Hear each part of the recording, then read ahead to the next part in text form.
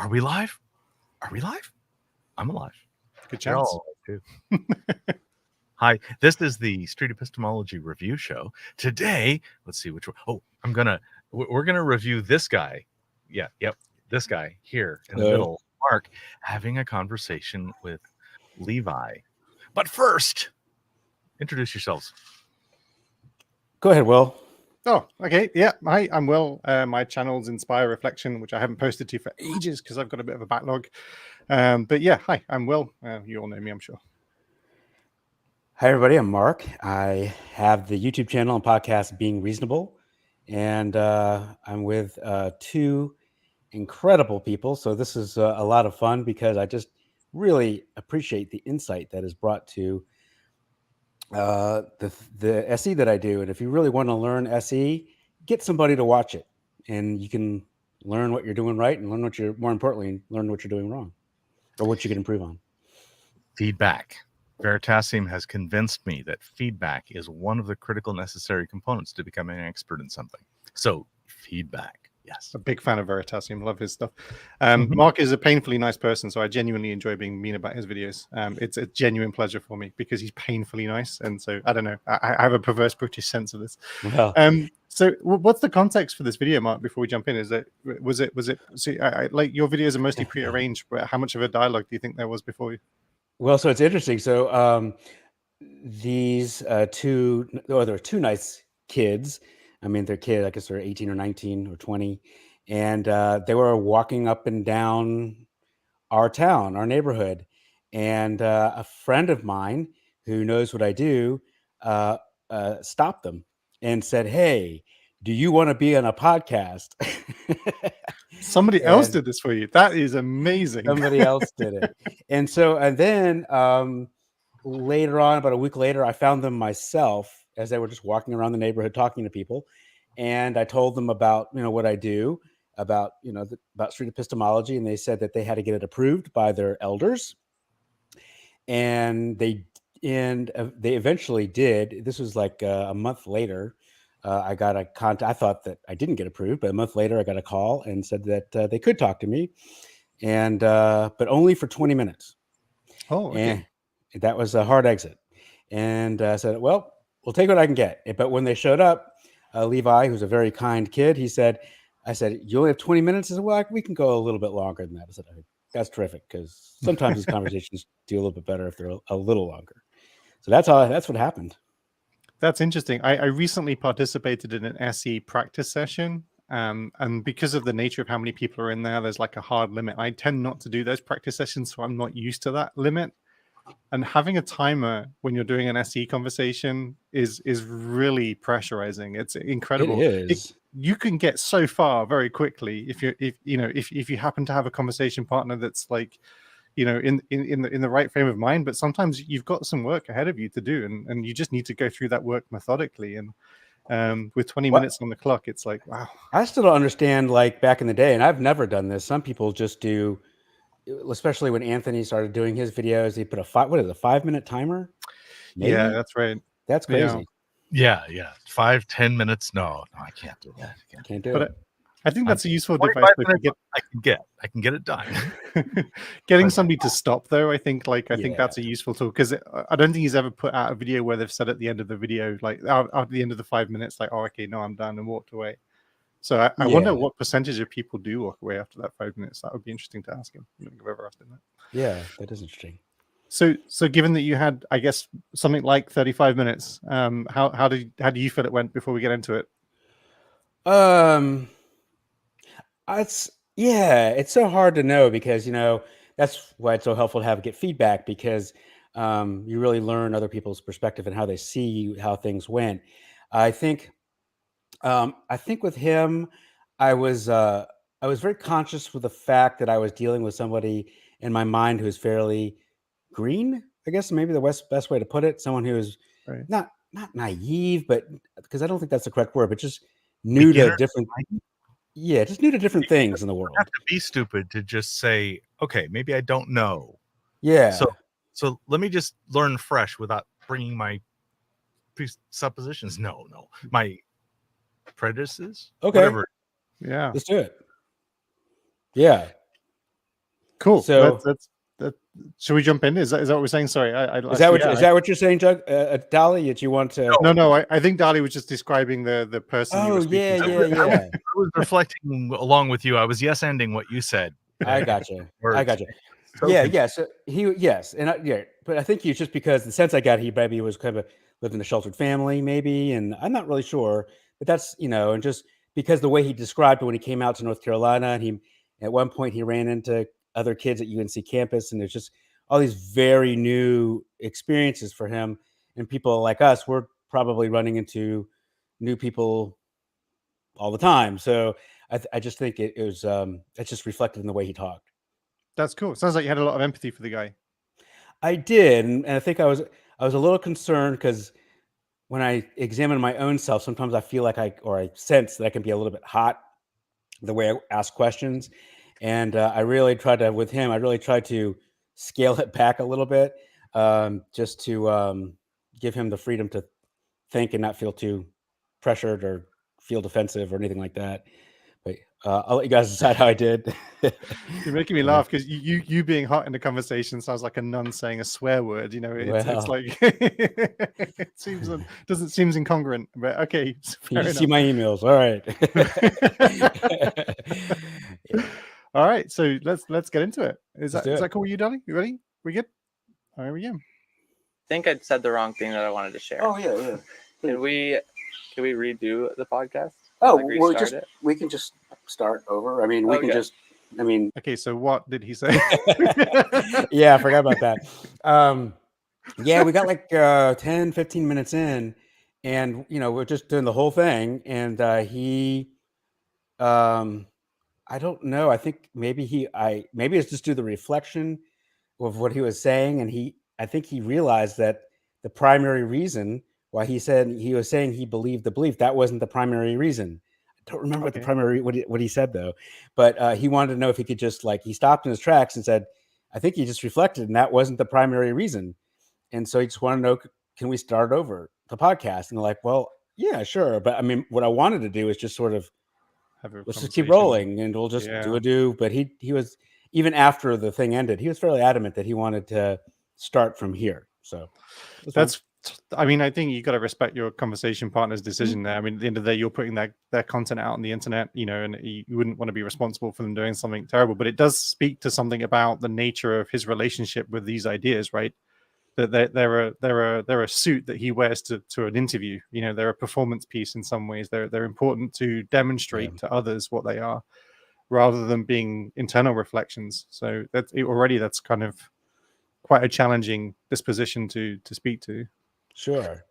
From the audience, why include the restart negotiation? Was there no good cut point to the real conversation? Well, because yeah. So the reason why I cut it right here is because I tried to cut it other places, but I wanted to show that I had already done the scales.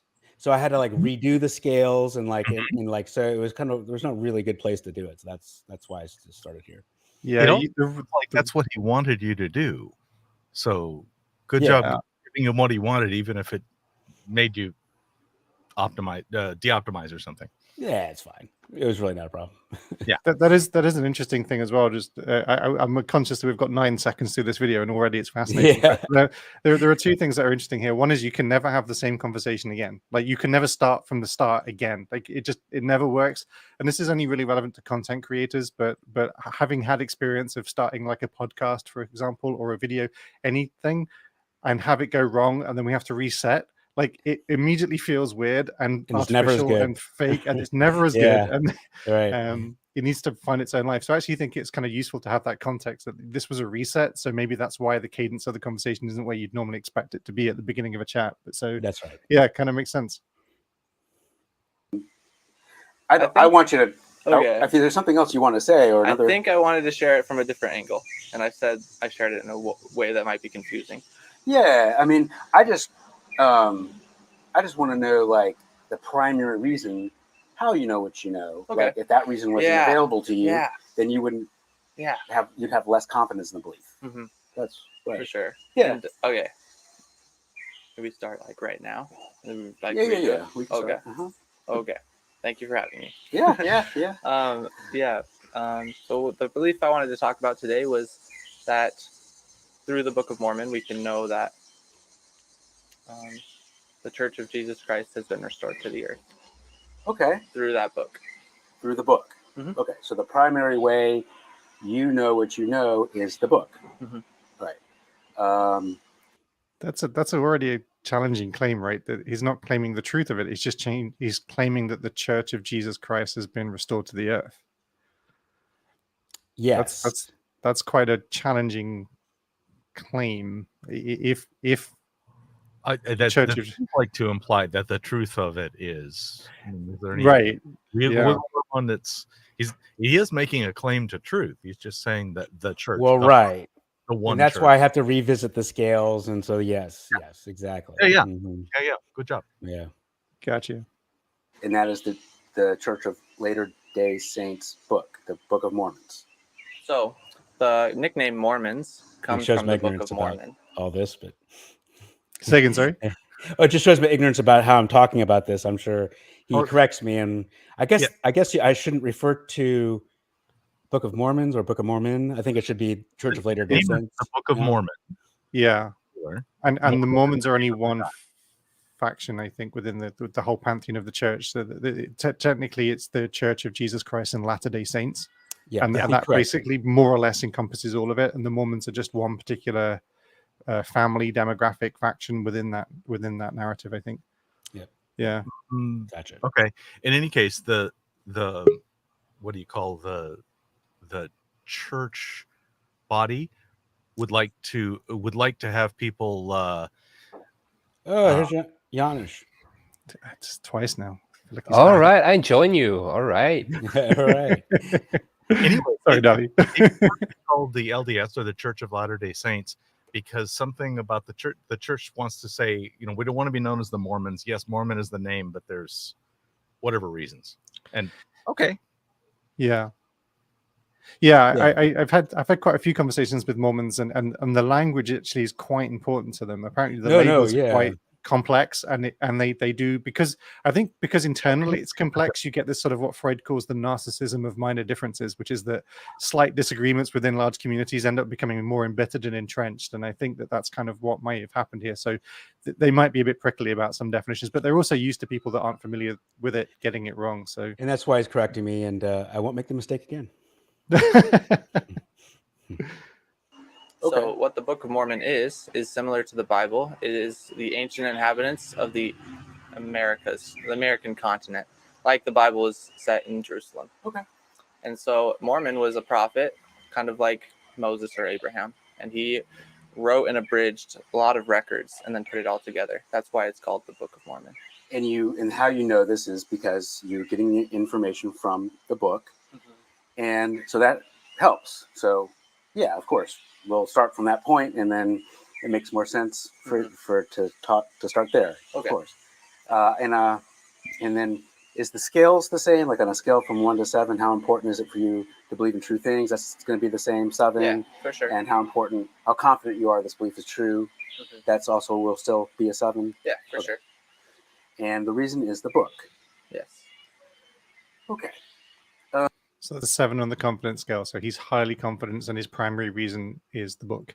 If I was Reed, I'd have had loads of little banners popping up. But I don't know how he does that. I don't either. It's hard to do that and talk at the same time also. Indeed. And it might sound a little weird, because it's just like a book, but there's a promise in the book that was given by a prophet named Moroni. Would you mind if I read that? You can, sure, if you'd like. Yeah, because I don't have it memorized, and I probably should, but it's very important. It's what we share with people. Okay, sure. Because it'd be pretty silly if we just told people to believe on what we say and to believe what is true based on what we say. That was an interesting statement. That was interesting. How do you feel about it when he? Because the idea that it would be silly to believe something purely based on what people say. That was an interesting pin to put, I would have thought, on the little chalkboard of things to return to you later. Oh yeah. He actually said a few things there, and then I thought it was interesting because the dynamic changed a little bit. Like what's going through my head is like, oh, I'm being proselytized here. Yeah, Sure. It's difficult. Sorry. Yeah, I think he's directly attempting to get ahead of what would be seemingly the obvious objections by saying, while this might trigger that kind of red flag, here's the reason why it shouldn't. So let me say that first before you just blot it out and ignore it. And yeah, that's a sign of proselytizing as well as all sorts of persuasions. It's difficult. Sorry, go ahead, yeah. I'm wondering, do you guys think that usually you should ask them, like he asked if it would be okay for him to read from the book. And that is usually not what we're looking for, not the kind of conversation that we want. Like, we want to have a conversation instead of them proselytizing, instead of them reading from a book. So, I mean, this early in the conversation, I guess it's just for rapport building. If he wants to get something out, sure. But usually later on, at least, you would try and limit that, right? You would ask him to not read from the book, but tell. If you're trying, it would have been weird if I said, "No, put that book down." Yeah. Yeah, you could phrase that differently. Like, actually, I'm more interested in your personal reasons. If you want to read one particular verse from the book that you think summarizes your reasons very well, go ahead. But maybe something like that. Yeah. I've noticed that in some cases, some essayers can get more traction by allowing these wastes of time. And I've seen some conversations get aborted because they have a strong desire to preach from their book. If you can tolerate it, okay. Obviously, if you're on a time frame, screw it. No, there's no option.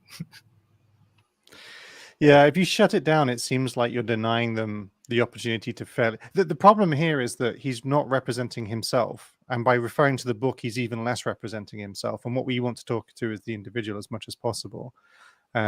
He's representing a view. He's representing the church in this instance. He's a representative. He's not an individual. And what you really want to do as much as possible is talk to the individuals. You want to understand what their rationalizing process is and what their thoughts are. And by, I guess, but if you deny him the book, then it feels like you're saying, like, I want to try to catch you out and trick you and play upon your inability to remember convincing arguments, which is not what we want to do. But then, of course, if you as you have done, sort of conceded to him reading from the book, that you stand the risk of just sitting there being preached to, and it essentially doesn't get much traction. But let's see what he says. And I presume what he's reading is central. Yeah. So I'm always worried that they're going to read for about half an hour and just leave or something. That's the concern. Brian says that Moroni's promise is the main reason people believe in the book. So I thought it was good he read it.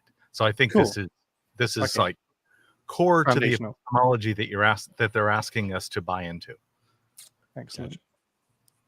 And I wouldn't want to believe in anything that I couldn't test out for myself. Okay. And talk about that more too. And so it says, and when ye shall receive these things, meaning the Book of Mormon or the Word of God, I would exhort you that ye would ask God, the Eternal Father, in the name of Christ, if these things are not true. And if ye shall ask with a sincere heart, with real intent, having faith in Christ, he will manifest the truth of it unto you by the power of the Holy Ghost. Okay, that's helpful. So maybe we could have like a bit of a thought experiment. This will help me understand how you know what you know. So let's suppose Tony is a Muslim. He practices Islam, and he follows the Quran.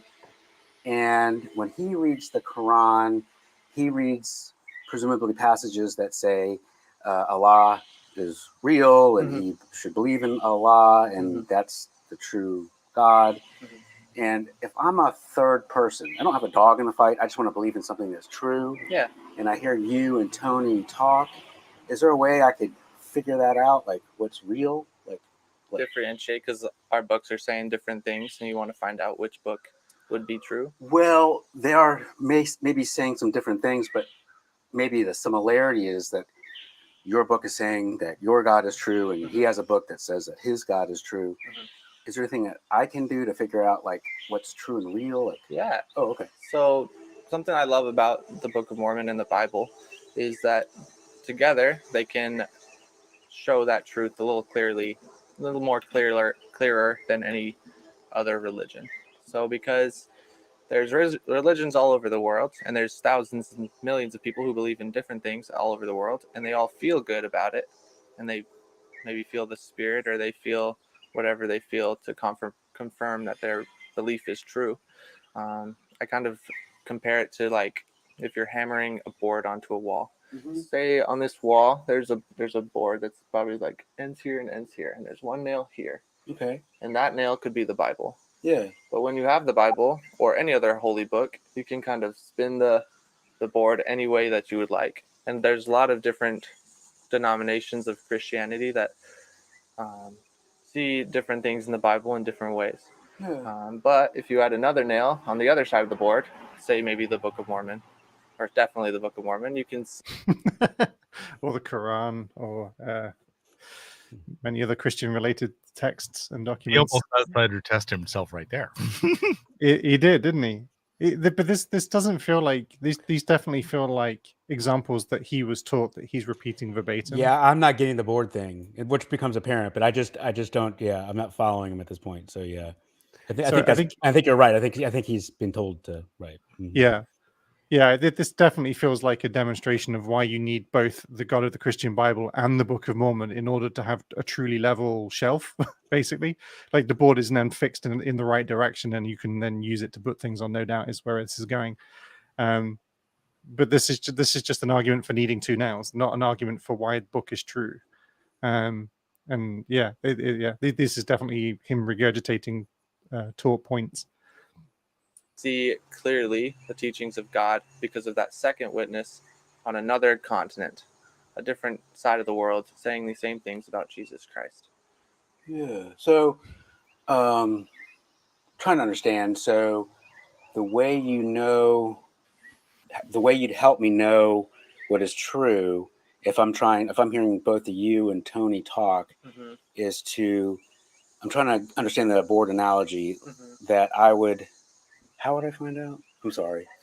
It wasn't really an example of how he knows it's true, was it, at all? It was just an example of why you need two nails to put a shelf up. It's something. Yeah, I honestly wasn't following him. So go ahead, Janusz. I was going to say it's something I've heard in so many sermons. It's proof by metaphor. People just find a metaphor, and that metaphor makes sense in your head. Like if you want to put the board on the wall and you don't want it spinning, then you need at least two nails. Makes sense, sure. And then because that makes sense, people feel like it makes sense for what you're actually talking about, for the belief.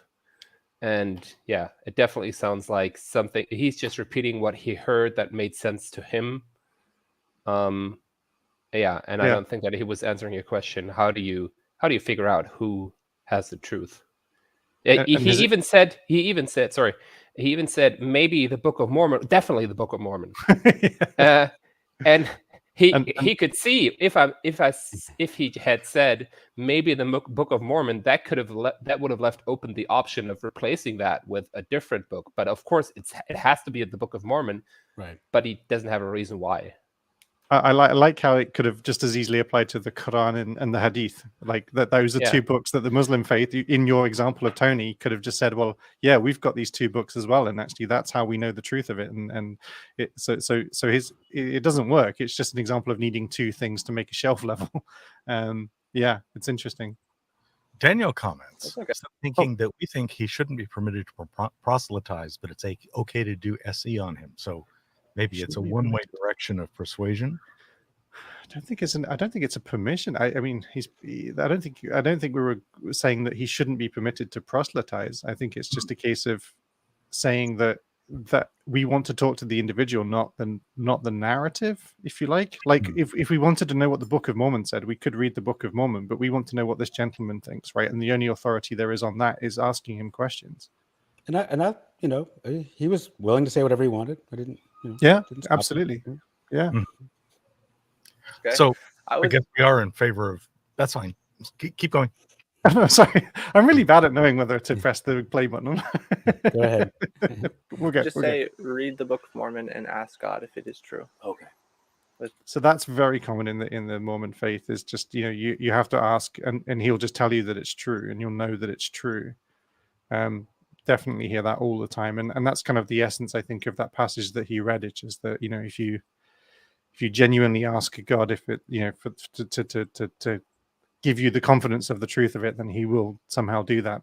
So I guess the key question is, how does he know he's received that message from God? The burning in the Sincere bosom. heart. Sorry, say again. Josh. The burning in the bosom is usually, I think I've heard that phrasing before, is what they say. You ask the Book of Mormon, and then if it's true, you get this burning in the bosom. You feel the truth of it. A Yeah. mild sense of euphoria. Yes, and people speak about that in a lot of different religions. A sort of overwhelming sense of sort of it's mild to significant euphoria.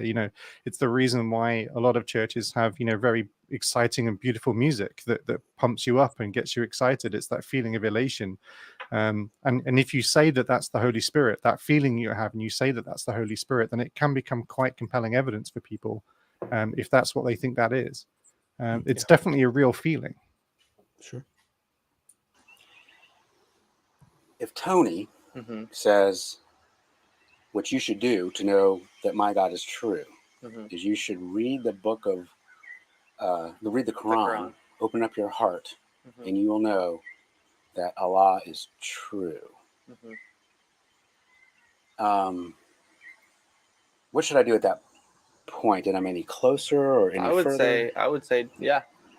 I would say reading the Book of Mormon and reading the Quran and being open to having faith in whatever answer you receive from God and moving forward with that. So I should read both books? I would say, yeah. And that would be a good test. Yeah.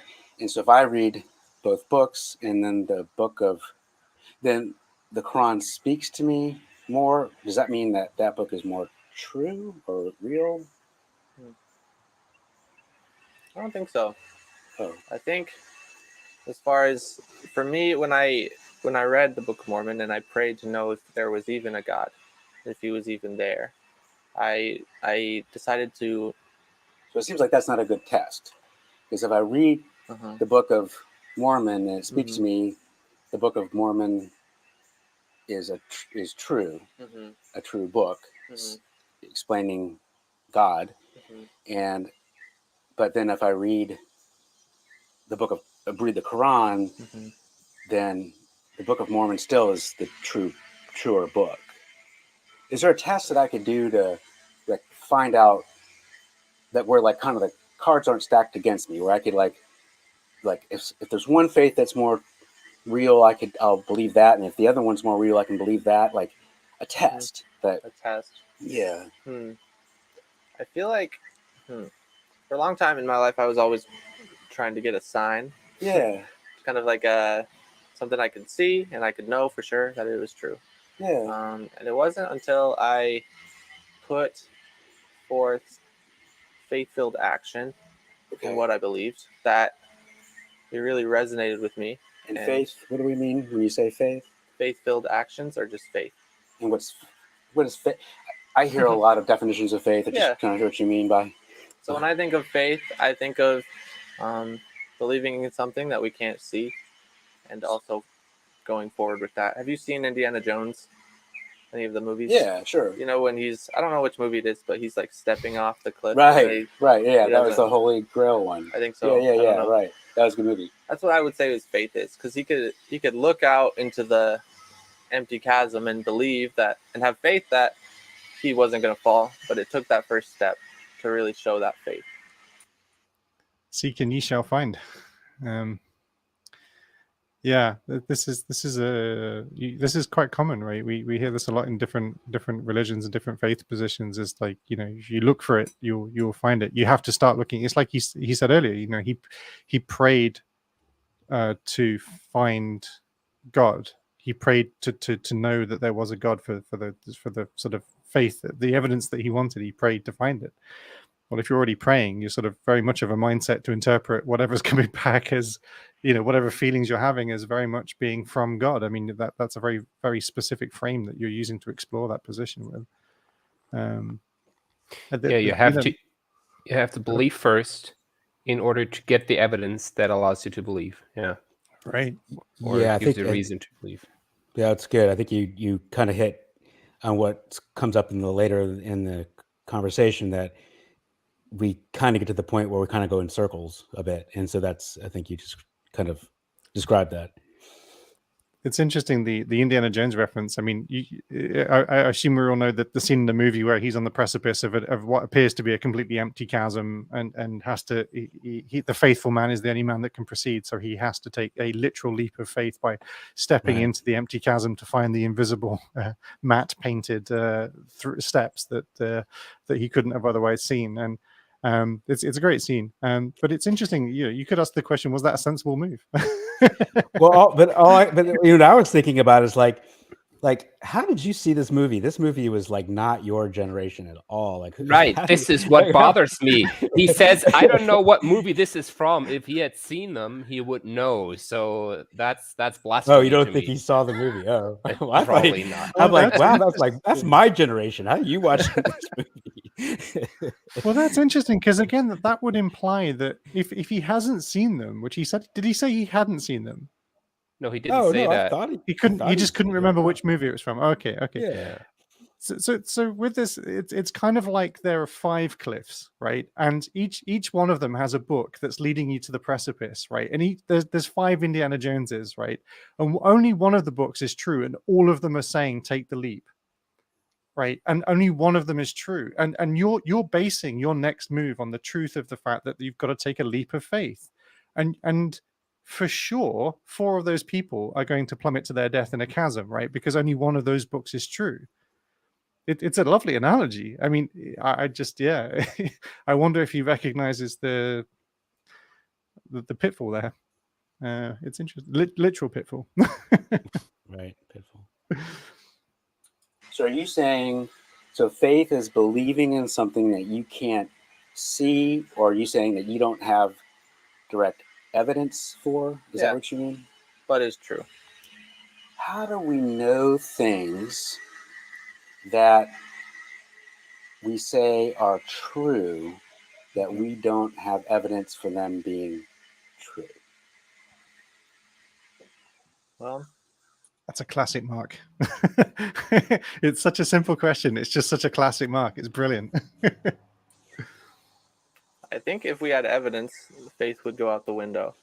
And I understand that that's really hard for a lot of people to grasp, because it's like, I'm not going to put my faith into something I can't really see.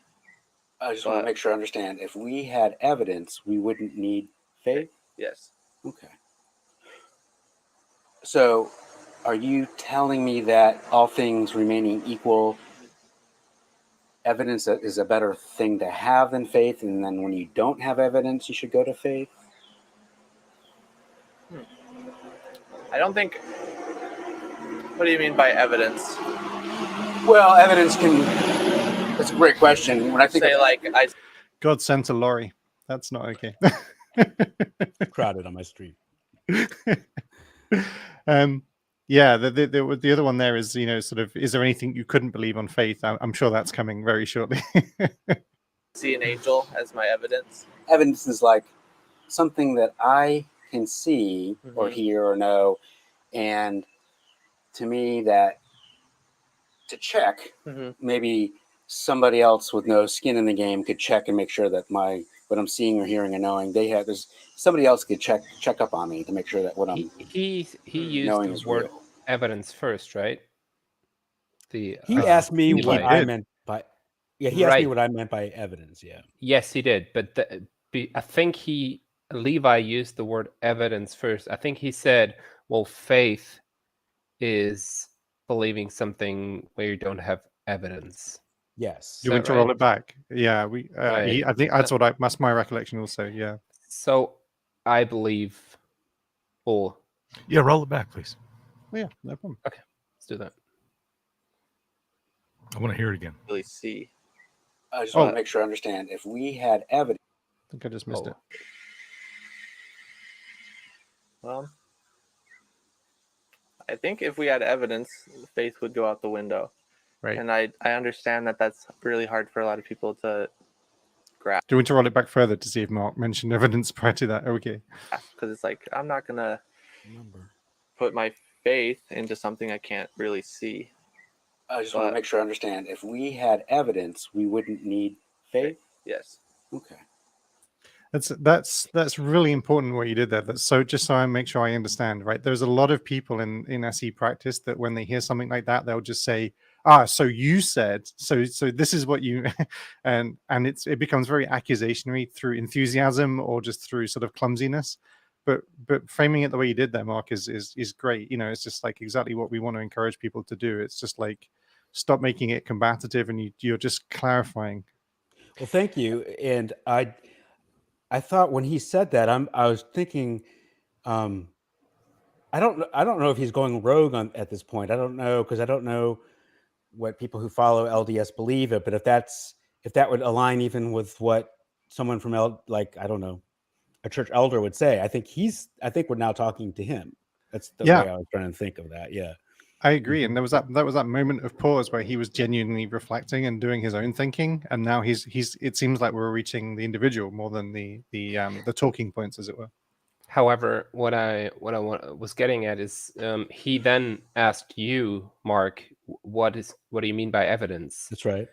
And you explained your concept of evidence to him, what you think evidence means, and I think it would have been better to ask him, well, you said evidence, maybe just to make sure that we understand what we're talking about, can you give me your definition? You have a good point, because he obviously has a definition in his mind, and I thought it was interesting that he asked me what I thought, even though he just said the word. So yeah, that is interesting. Yeah. I'm very concerned about sounding or appearing cagey, like I'm trying to avoid. So I'll often come up with a simple, direct answer, and then, well, I think it looks this, but what's your opinion? Just because sometimes I'll get the bad reaction, like, well, won't you even tell me? Yeah. I think SE is much more effective the less you enter into the conversation, and sometimes giving even your own thought on it, your own musing. I suspect I understand what you mean. It feels like we're withholding deliberately and just being evasive and slippery, and that's the sort of thing that seems like it's coming from the space of dishonesty. Yeah. But actually, I don't think it is. I think really in this space, it's really not really at all important what Mark thinks evidence is. What's really important is what Levi thinks evidence is. And yeah, it's interesting. And that's John's balance of rapport. Yeah. It's not about you're doing it right. Is it good for rapport? Do it that way. Yeah. Right. But yeah, I think for a purely SE perspective, in the sense of, trying to understand his epistemology, yes, my definition, what difference does it make? So yeah, it's interesting. Well, I'm really bad at this as well, by the way. really bad at this. I think it's good to keep that in mind. Like, will it damage rapport, or will they get the impression that I'm not willing to tell them what I think? And if you get the impression that it's damaging or harming rapport, you can always say, I'm absolutely willing to tell you, I'm interested to understand your position, but if you want me to tell you what I think evidence is, I'm glad to tell you. But yeah, usually I would ask them first. Thing. Sorry, what's that? It's a culturally local thing. Your local community is going to have a different opinion depending on where you are, because there's different expectations of this kind of forthcomingness. Good point. Yeah. It's quite, in any case, it's always quite an interesting position to get to when people are open about this. And I think it's quite an honest reflection that, this is faith, it's not evidence based. And I think it's a really interesting position to be in from Levi's perspective. I think he's been quite open about that, and I think it's quite a useful thing, because it does cut through an awful lot of otherwise sort of metaphysical discussions about the nature of God and the truth of the fact. And now we're just saying this is a faith position, which makes it the road ahead a little bit, the conversational road ahead a little bit clearer, I think. So are you telling me that all things remaining equal, evidence that is a better thing to have than faith, and then when you don't have evidence, you should go to faith? I don't think. What do you mean by evidence? Well, evidence can. That's a great question. When I think Say of like I see an angel as my evidence. evidence, is like something that I can see or hear or know, and to me, that to check, maybe somebody else with no skin in the game could check and make sure that what I'm seeing or hearing and knowing, there's somebody else could check up on me to make sure that what I'm knowing is real. And I'm not even sure that's a great definition of evidence, but I don't even know if I've really even thought about it before, like in that terms of that word. So it's interesting. Yeah, it's sometimes it can be hard as well in the thrust of the conversation when you're thinking about like how you're trying to model what your conversation partner is thinking, to suddenly then have to answer a question about your own thought processes suddenly can take you out of where you're working in a way. And now you're sort of on the back foot, which makes you feel like, well, actually now I'm asking really, because part of the problem here is it might seem that you're asking a really unfair question. You are asking them, what evidence is, and they were asking you back, and now all of a sudden you've got no idea. And it seems like you were expecting them to know. So that can be a little bit discombobulating, I think. But I think mostly that happens because, like I say, we're focusing on the conversation partner. We're building a model of what we understand their thought processes to be, and suddenly we're taking out of that and now having to focus on our own thought processes, which is a bit strange. I have a little Anthony on my shoulder who's saying, embrace the pause. Yeah. Embrace the pawns? The pause. The pause. Oh, yes. Embrace the pause. If you're feeling stressed about not coming up with something, it's okay to slow down. Yes. Yeah. And so if you don't know something, the best thing to say is, I don't know. Yeah. Yes. I'm not sure. Favorite answers. I have a habit when I do my interviews with people, I make sure that if they ever say I don't know, and I always, just as a habit now, as a default reaction, I always say that's a great answer.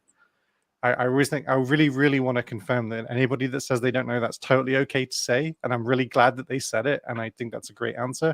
And actually, it's something I should reflect on more, being able to say myself, because I think in these conversations, we feel like we should be some kind of authority in some weird way, and that's absolutely not what we are.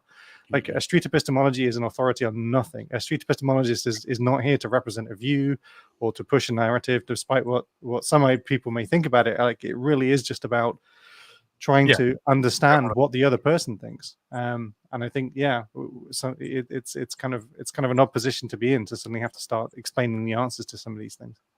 One of my teachers who's sitting in the audience agrees with you that he always thinks about observations that can be made by any others with the same senses. Yeah, that's good. Yeah, that's Quaid. He's a college teacher. Oh, yeah. So that makes him right. It's my epistemology.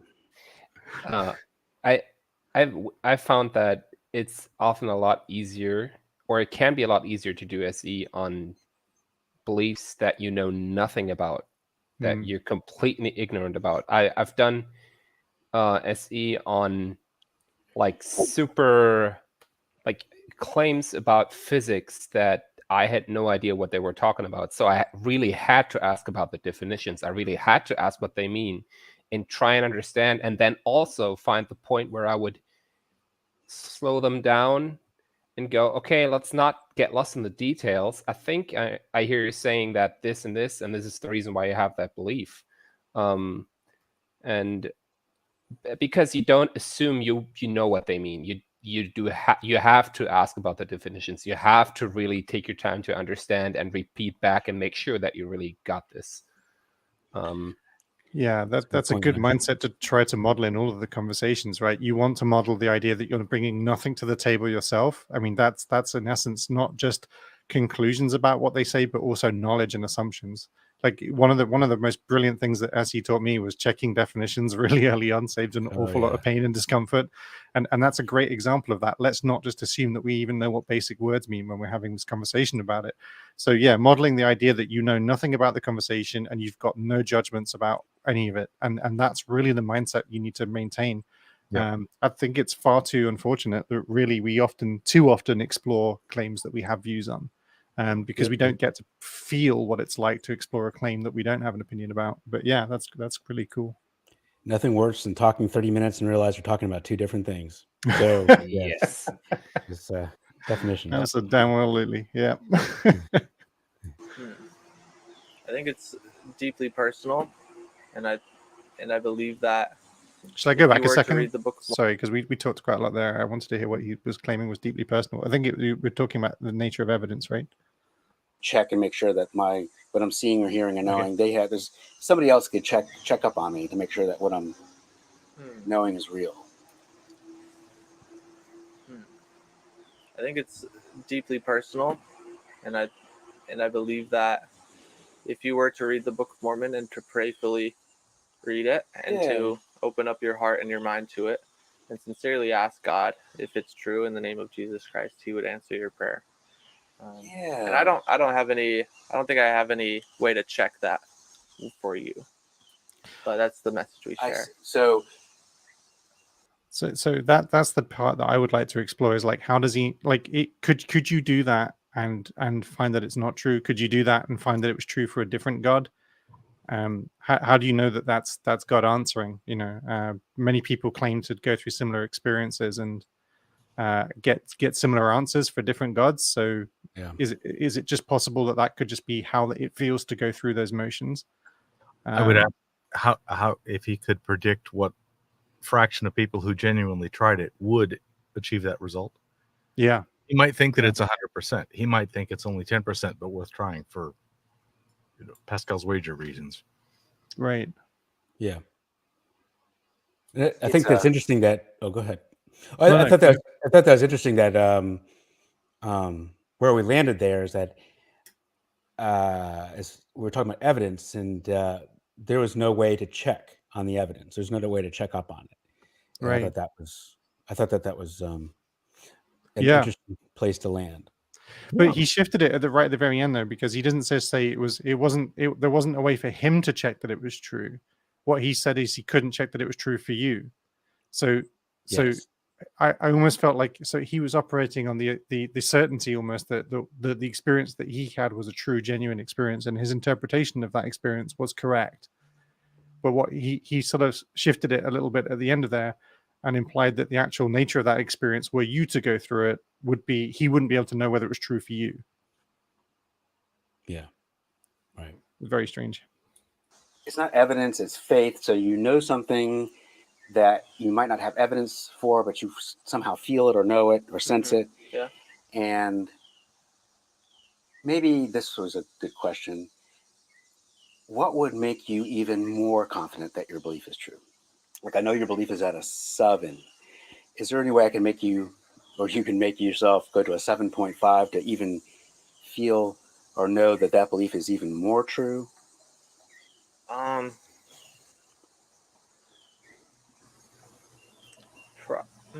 feel like my belief in this and having the faith in it can sometimes be described as like a sunrise. And when I was younger, it was pretty dark.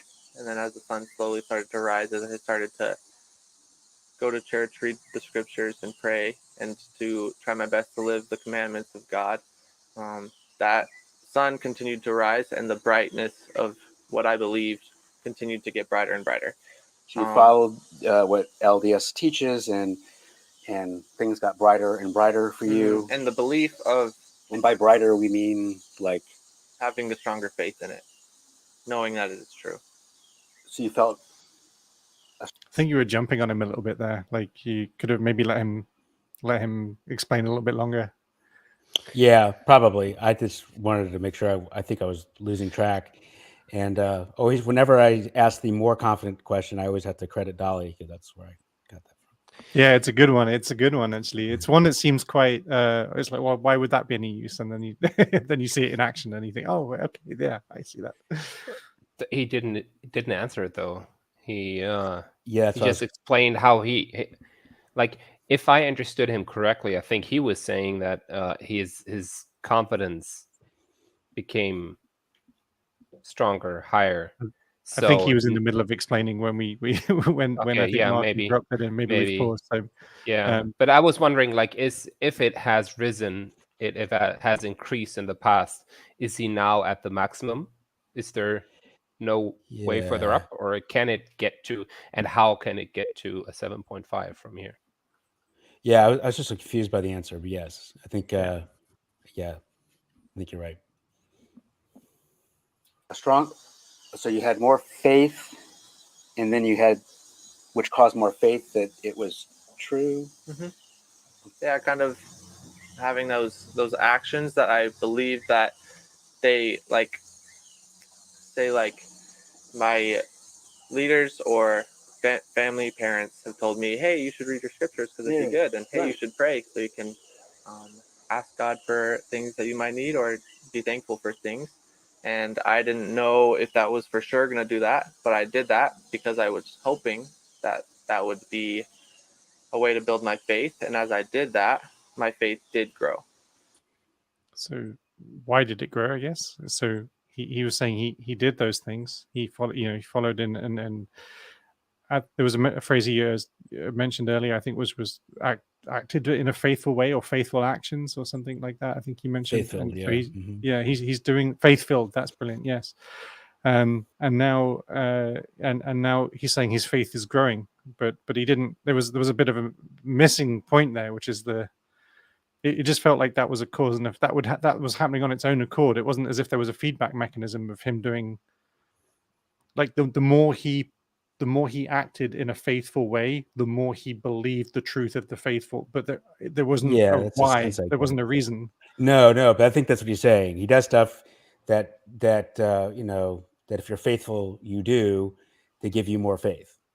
Right. It just immediately becomes, the religion is more real to you because you're acting in it constantly, which certainly would be true. I mean, like that would be undeniable, I'd imagine. Like you're constantly reinforcing the narrative of the faith in your own mind through acting in a way where you're noticing its interactions with the world, and it's guiding you're guiding your actions. I mean, this is He answered the question. Then I think he answered the question, and that would take him higher. And I guess if he continues to do it, he's going to continue to grow in his confidence. But it's interesting that it's missing this component of feedback, like of testing. None of this is testing it. It's just acting out is resulting in more confidence. So your faith grew and you felt more that it was true. I think I understand. Well, let me ask a question a different way then. What would cause you possibly to have less confidence in your belief? I know you're at a 7. I mean, is there anything that you would learn or know or feel that not necessarily go from a 7 to a 1, but like a 7 to like a 6.999? I mean, anything that would kind of shake my faith, and not necessarily shake, just reduce your confidence instead of like 100%, like 99.9% or something, or is that? I mean, being in North Carolina, I'm from Arizona originally. Yeah. And here it's there's a lot more people that believe in a lot of different things as far as Christianity goes. And I was on UNC's campus and we were walking around and we were talking to some guys that had different beliefs than us, and it was like kind of like a Bible bash. We didn't really want to be there, but they were very confident in what they had to say.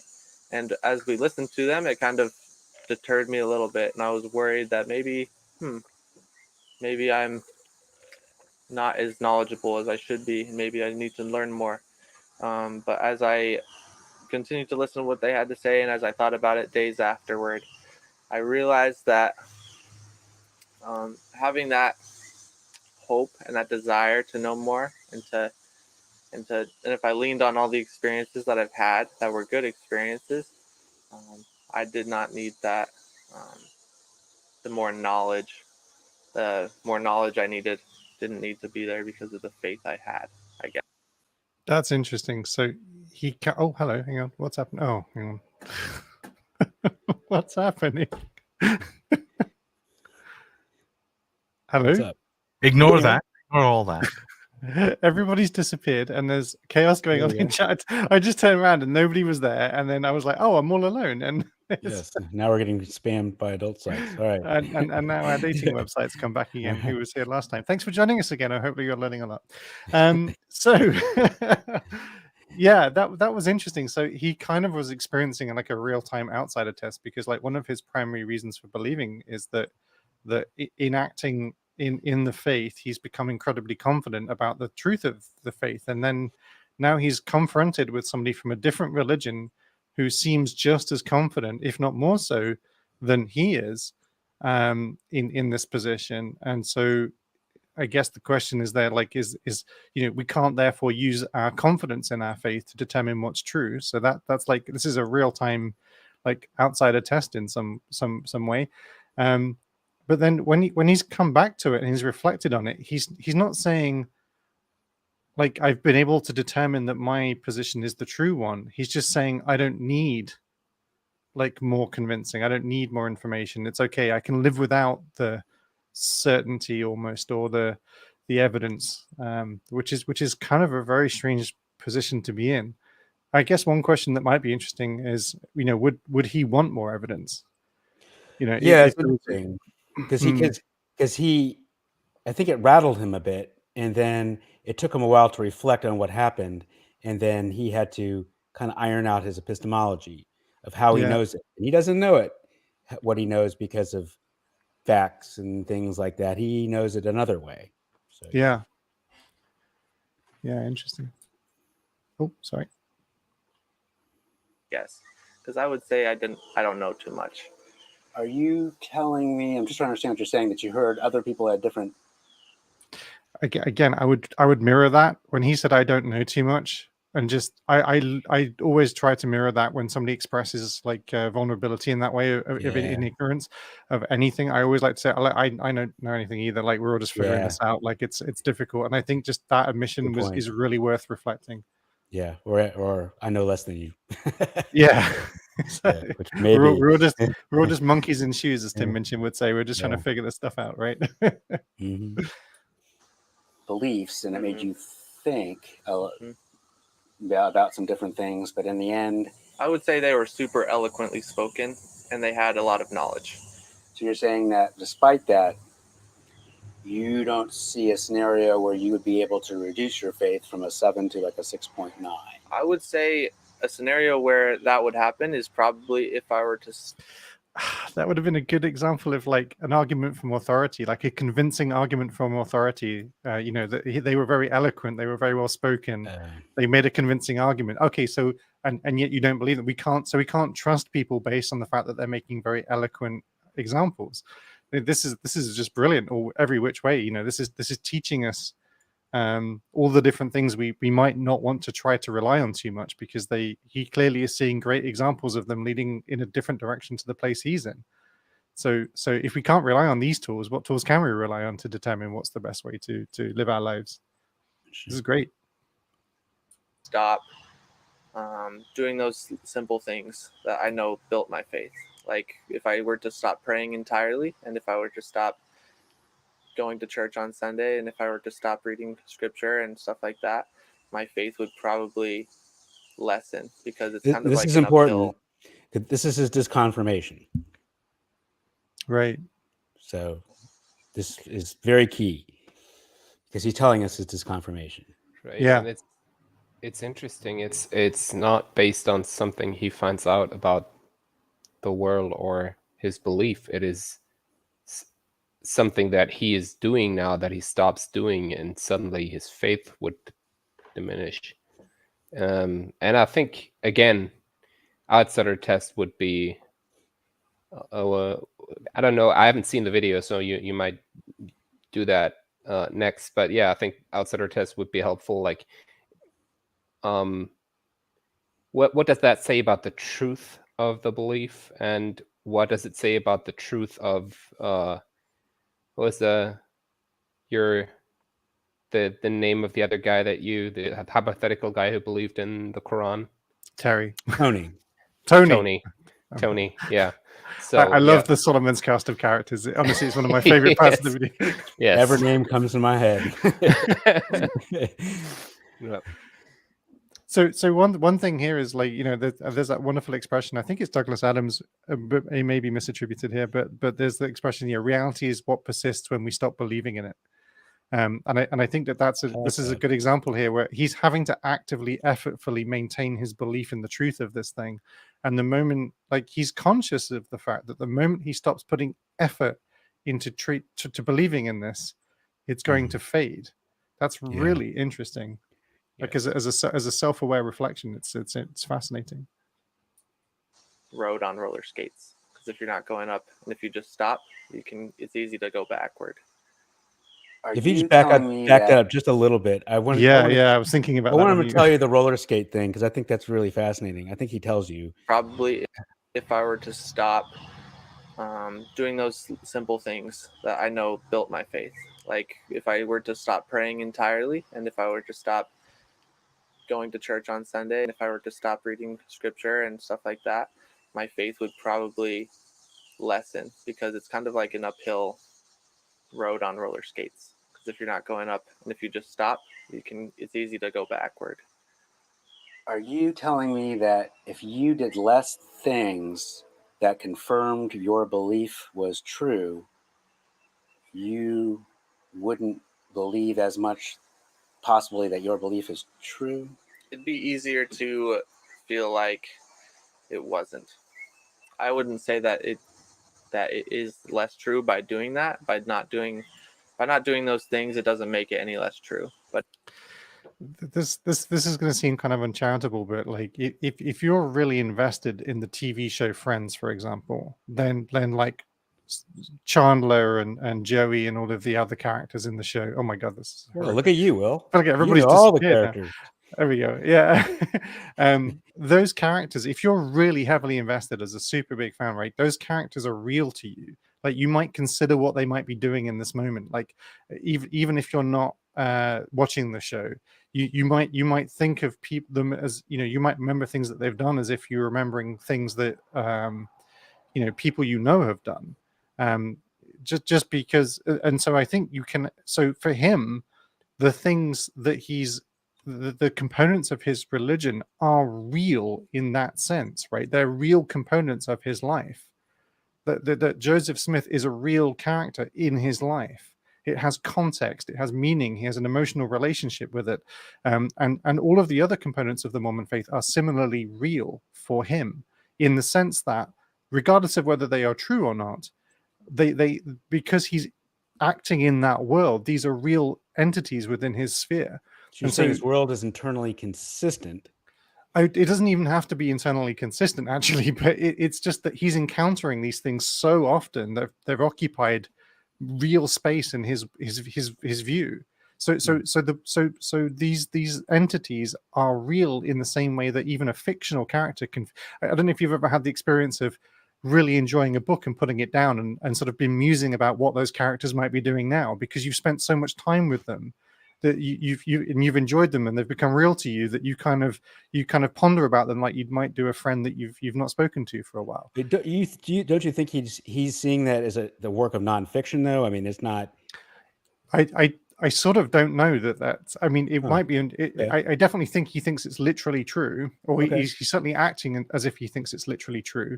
Yeah. But the interesting thing in here is that this mechanism of feeling like these entities are real and true would be true even if they were entirely fictional. You could still have these feelings for entirely fictional characters. People, I'm sure, for example, at the end of the Harry Potter movies, really lamented not knowing what was going on with Harry and Hermione and Ron, and really, if they've grown up with these characters their whole lives, as many children have done because of the way the books were coming out, they were real people in their lives.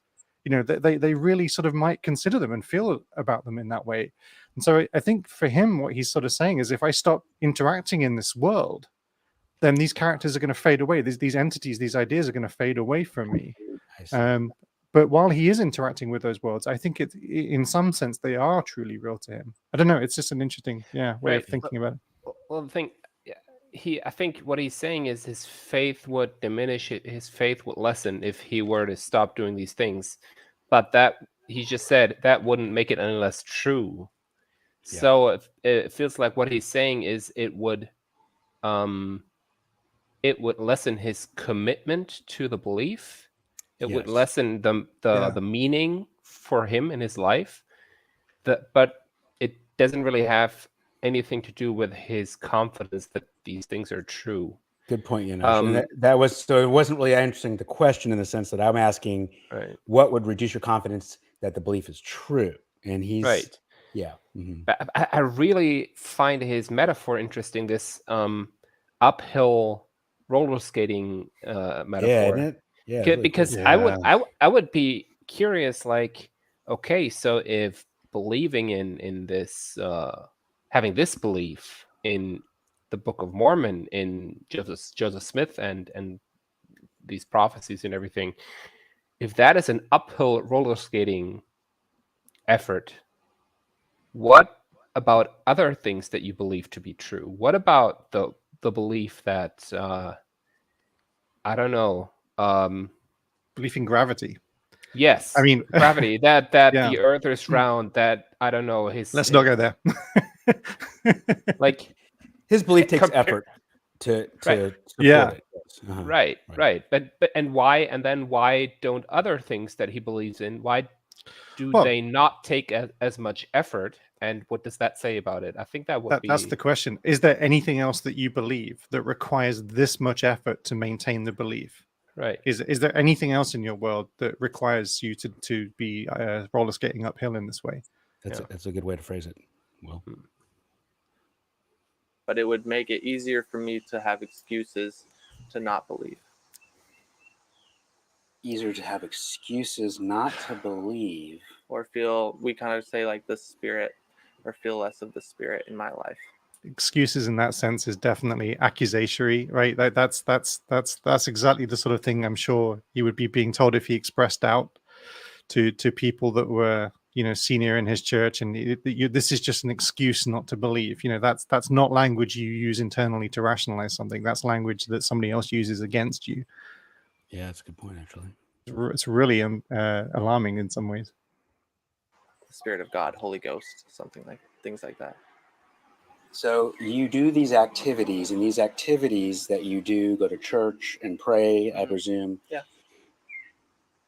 By doing them, they show you that the belief is true, and by doing them less or doing them not at all, then you would possibly feel that the belief was less true. Well, I know that it is true by the power of the Holy Ghost, it goes by Holy Ghost, Holy Spirit type of things like that. And if I were to put myself in a position where his influence is less in my life, it would be harder for me to have that faith, because that confirming witness wouldn't be there. Okay. And I'd have to go on my own brain and merits and stuff like that. Interesting. So your brain and merit. So you're saying that you have faith that it's true, this sense, maybe this feeling, this idea that it is true, that's not based on evidence, it's something internal.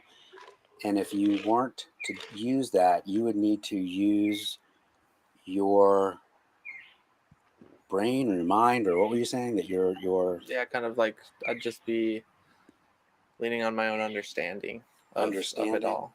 Yeah.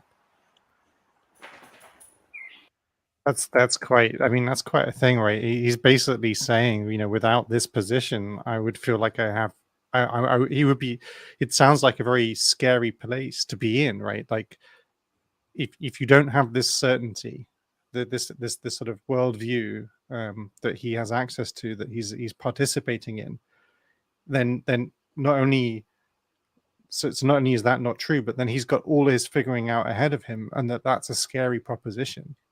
Like, Well, he's and got, Will, he's got by to work. by what you're saying, worldview, and just so we should say it very more clearly, if people who are looking at SE for the first time and trying to figure out what the heck it is we're doing. Right here, he's telling us his epistemology, how he knows what he knows. So there are different ways to know things, and he's telling us he does. You could know things through your brain, but that's not how he knows. How he knows things. I think what he's saying here is that if I was to stop having this in my life, I wouldn't know how to approach the world. Really? Like, that's why I'm hearing him saying, like, I would have to use my own brain and my own merits, and and rely on that. He's saying, like, without this guiding system of understanding my relationship to the world, I'm kind of on my own. Like that, Yeah. and that felt, the way he said it made me feel like that was kind of a scary thing for him, like to suddenly be placed in a position where he has to navigate the world without this system. It could mean that, or it could just mean that he has been taught that, like, I think, isn't that something that an expression that's pretty common, lean not on your own understanding? I don't know if that's in the Bible or but anyway, it is. Okay. So so maybe it's just something he's been taught, lean not on your own understanding. You need these things, because otherwise, how would you be able to have faith in this? Mhm. So it Wow. could mean I don't know how to approach the world and deal with everything in my life. Or it could just mean, well, if I only have myself and my brain and my own understanding, how can I support this belief? How can I support my faith? Yeah, I guess the reason why I'm leaning towards him feeling like it's more about his relationship to the world in general is because he's already talking about the fact that if he was to cease to interact with the space that he's interacting with, like his faith would diminish, and in that sense, he would be left on his own, essentially, to navigate the world. So I kind of feel like it's a sense of him letting go of the thing that's giving him a grounding, and sort of finding himself awash in the world. And that felt like a scary thing for him. He felt quite aware of his own, the difficulties he might discover in that space. So yeah, I don't know. It seemed like a very personal moment there. Let's back up 10 seconds, and so I just can hear Sure. it again in your mind. Okay. Yeah, I'll try and stop interrupting quite so much. It's just always so No, all fascinating. good, all good. Faith, because that confirming witness Yeah. wouldn't be there, Okay. and I'd have to go on my own brain and Sorry, merits I'll get a and little bit stuff like further. that. Sorry, that was. Possibly feel that the belief was less true. Well, I know that it is true by the power of the Holy Ghost, who is, it goes by Holy Ghost, Holy Spirit, type of things like that. And if I were to put myself in a position where his influence is less in my life, it would be harder for me to have that faith, because that confirming witness Yeah. wouldn't be there, Okay. and I'd have to go on my own brain and merits and stuff like that. Interesting. So your brain and merit. So you're saying that you have faith that it's true, this sense, this maybe this feeling, this idea that it is true, that's not based on evidence, something internal. And if you weren't to use that, you would need to use your brain or your mind, or what were you saying? That your Yeah, kind of like I'd just be leaning on my own understanding of it all. Yeah. So I guess what you're telling me is you're pitting faith. This is interesting. You're pitting faith against reasoning and understanding. That there's two ways to know something. That you could know something by faith, and you could know something by reasoning and understanding. And that's really interesting. I kind of would be interested to know, like, the advantages of maybe faith in this case you would have over reasoning and understanding. And we could also talk about what reasoning and understanding means, but I think this helps. Yeah. Yeah, I think it just takes that step, like the Indiana Jones step, to show God that you're willing to, if nothing else, just have faith in. If you took that Indiana Jones step off the cliff, it was a pretty good movie, I remember. Yeah. It was kind of a mirage, and it was actually stepping on something. If you, and I'm not saying it's the case, but if you somehow made a step like that and fell off a small cliff, you're okay. But you fell off a small cliff, would you have less confidence in your belief at that point? confusing the analogy, I guess. Well, you're telling me about the Indiana Jones movie where Yeah. he stepped off the cliff and he was actually on land. Yeah. If you did something like that and you stepped off the cliff and you realized that you weren't on, Like if I was having a faith-filled action and it didn't work out like I wanted it to. yeah, Okay.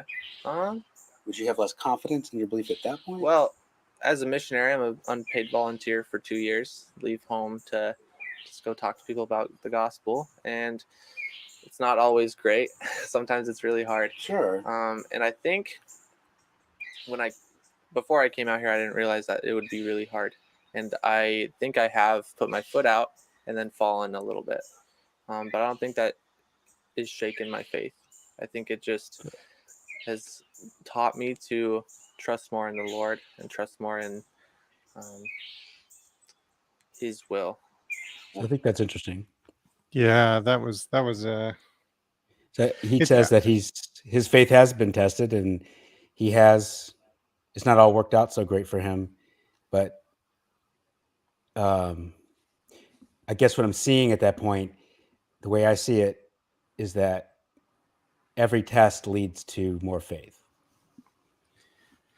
Well, part of what happens here is that these Mormon Latter-day Saints missionaries, they go out into the world and they're put into places where they don't know anybody. They've got no friends. They've got no sort of social network, and their reliance pretty much on the church to essentially feed all of that in there. And this guy is basically saying, I've taken that leap of faith. I've traveled to somewhere I don't know. I'm in the middle of nowhere. I've got no idea, and it's not working out so great for me.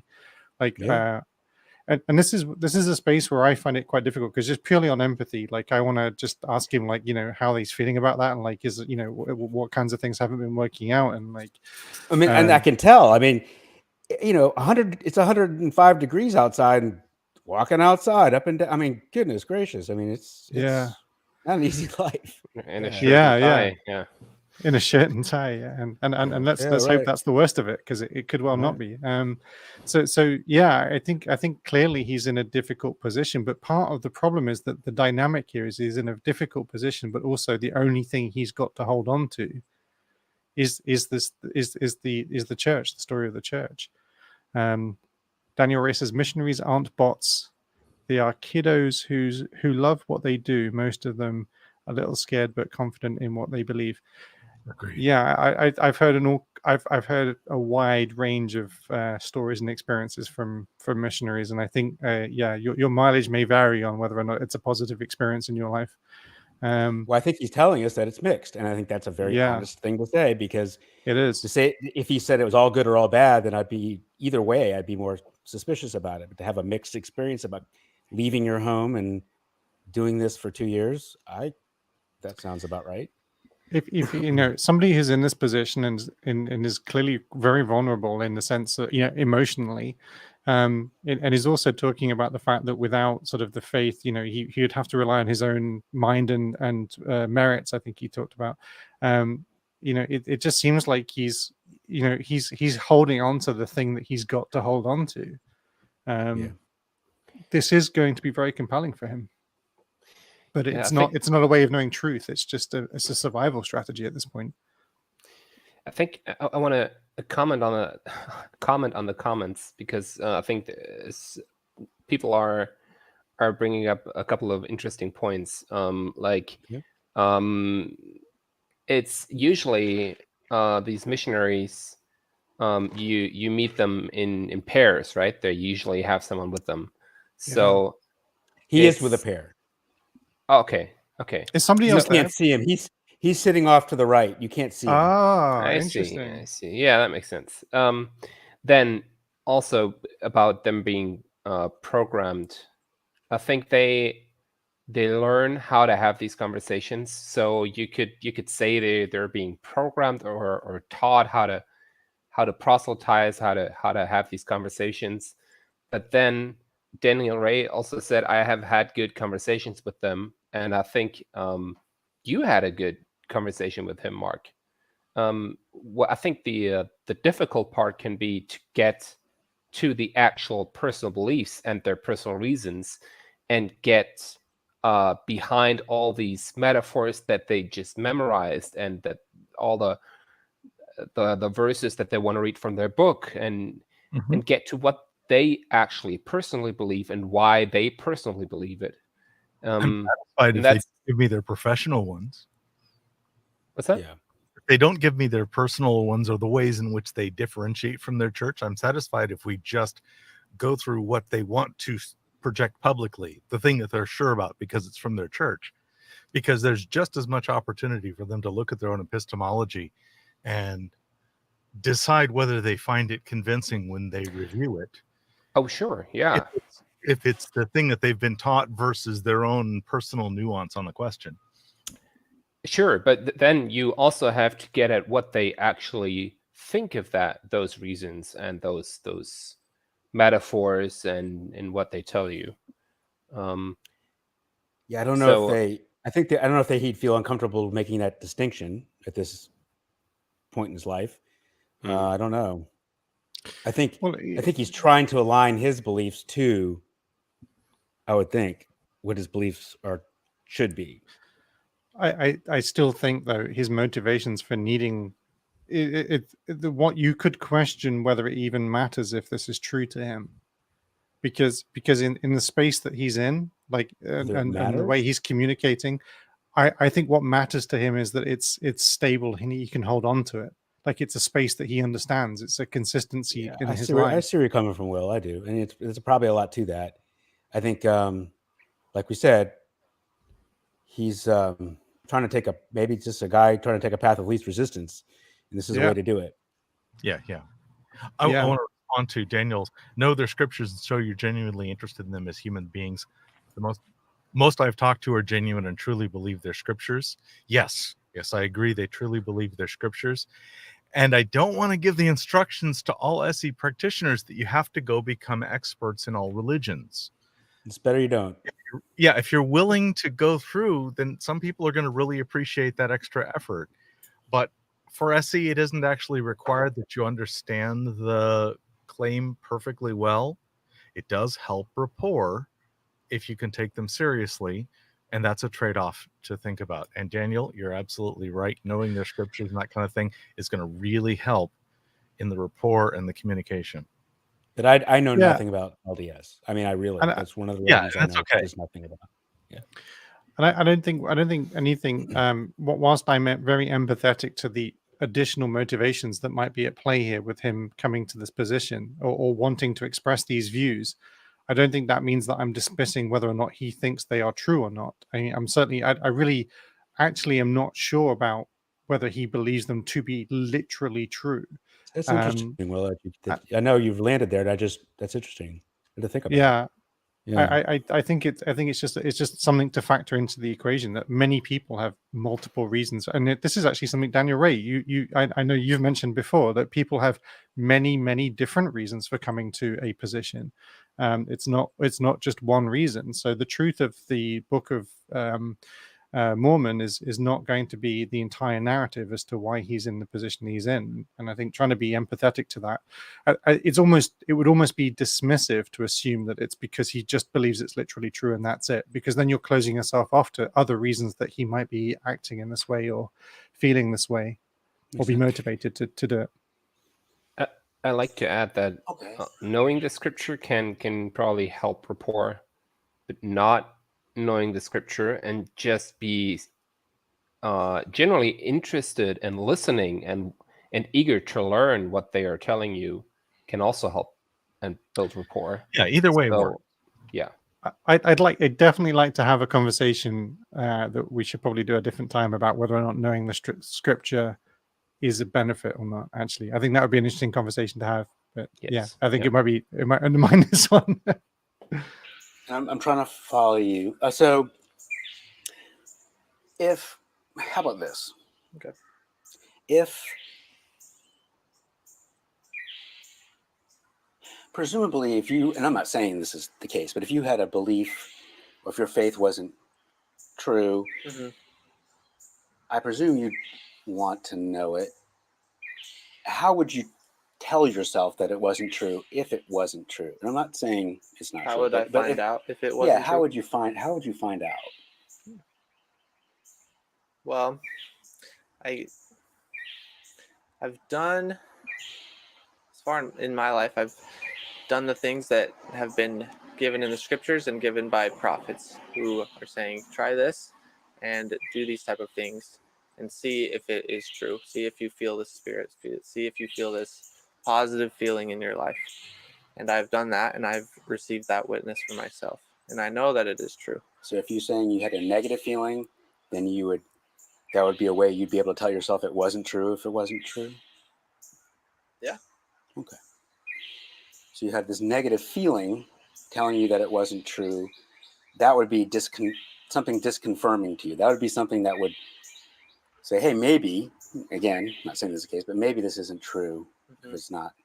Yeah, if it's I not would say true. so. If you feel really negative, and that, because I believe that God is there, and if hypothetically, if it was not true, I believe that He would let me know. And you're saying this feeling, Mhm. and is that what we're talking about? Not just, but a feeling or a sense, or I'm just trying to understand Yeah, this like feeling. a feeling or a sense, you could say. We believe in the Spirit of God, which is like the Holy Ghost is something that we kind of call it. Is just something that can dwell in us and everywhere at the same time. Yep. I can't. I feel like this Okay. needs a main reason check. Like, if you had the feeling but none of the other things, would you believe that God was real?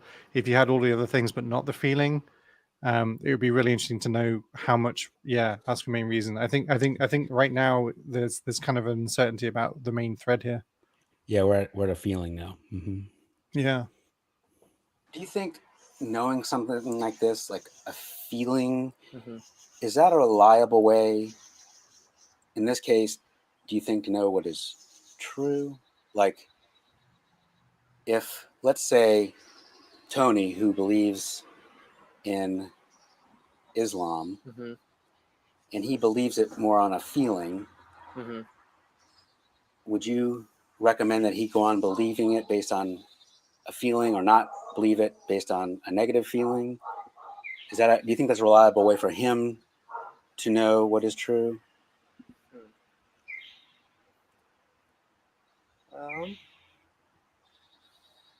I would Mm. say it is, if he is feeling that it is good. I'm a firm believer that there is good in all things. All things that are good come from God, and I believe that good feeling can come through in all different types of sources. But the claim that I have, which is a very bold claim, is that the fullness of Jesus Christ's gospel can be found again in the Church of Jesus Christ of Latter-day Saints, and the Spirit will testify of good, for sure. But I guess it just confuses me, because how you know what you know, I could see Tony knowing what he knows the same way. the very same way. Okay. And by knowing how you know things with faith and the feelings and things like that, I could see someone of a different religion, not just Saying Islam, the same thing. saying the same thing to me, and actually have said the same thing to me. And I'm trying to understand, like, What sets it where apart? how can I, if I just want to know what's true, and it seems like by the same method, I can get to a vastly different belief. By your method, I can kind of get to Just your belief, but by your quick comment. I think it's interesting that that's a slightly different way of deflecting the outsider test. Oftentimes, when you ask people, when you present them with the outsider test, they go, "Well, everyone is free to believe whatever they want." Mm-hmm. So it's about their right to believe. But this That's is, well, the most there's common truth way. in all religions. Yeah. So you would first have to talk about, well, if there's truth in all religions, why are you not a Muslim? Oh, there's more truth in your faith. So now, what parts of Islam are not true? And then if Tony were a Muslim and were to believe in the Quran, how would he be justified in believing in the things that you don't believe? just based on that feeling. So the way I've had this exact problem before, where somebody said like all beliefs in God are in some way true, like fundamentally there's some, and it's just different paths to God. And so the question I tried to ask is there anything I could believe on faith that you would say was not true? Because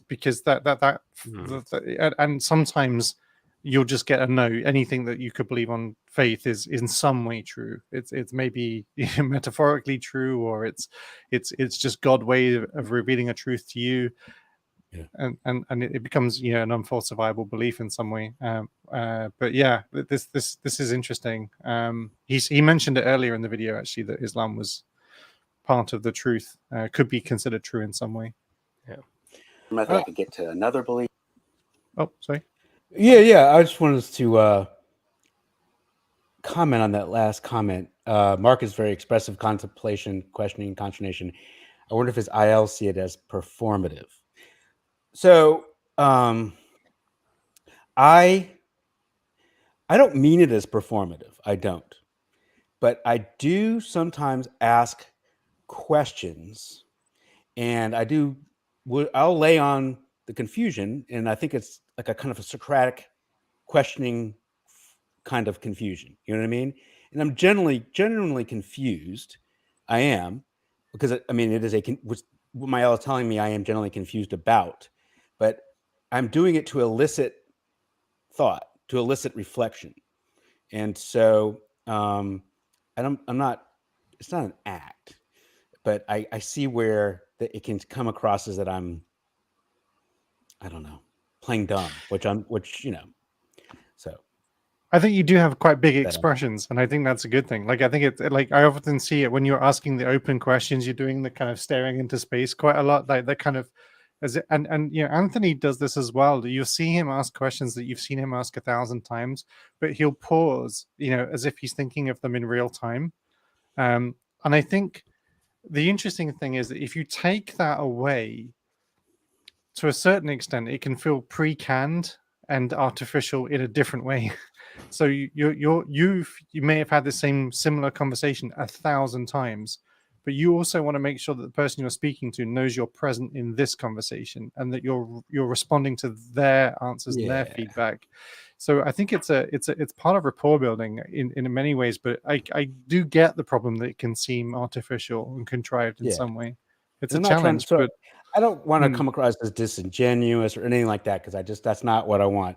I really try to have real, genuine conversations, but I can see how it does can do that. And so, and my background is that of like performing cognitive behavioral psychotherapy on people, and where the purpose of the question is to elicit the response, and so that can be the goal. So but I've thought about it. It's something I do think about, that I want to have a real conversation, and I just but so.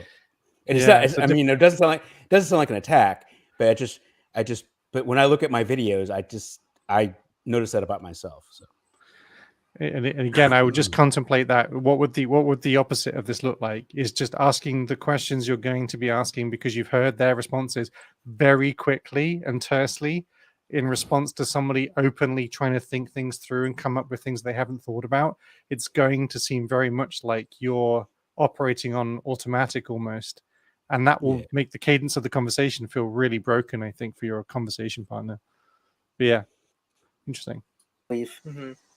I'm wondering if there's a better way, or that's what's probably confusing to me, I think.